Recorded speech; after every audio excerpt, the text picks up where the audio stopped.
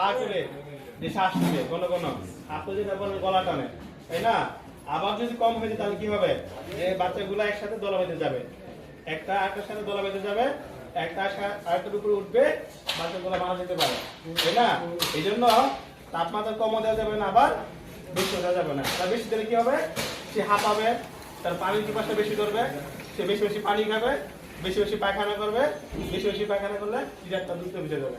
তখন আপনারা বলেন যে আমরা এই যে পেপার দিচ্ছি, পেপারটা দ্রুত ভিজে যায়।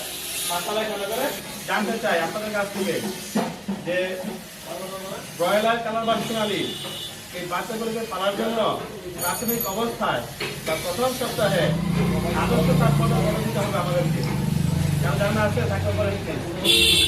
হ্যাঁ, 32। একজন বছর 32। আপনার কোনার সাথে একমত বা কারো কি কোনো অন্য কোনো মতামত আছে? আপনারা কি আমার কথা বুঝেন? তাহলে একটু রেসপন্স করবেন, তাহলে আমি বুঝতে পারবো যে না আপনি আমার কথাগুলো শুনতেছেন। যে একজন বছর 32 বলতে হবে নাকি জানতে হবে?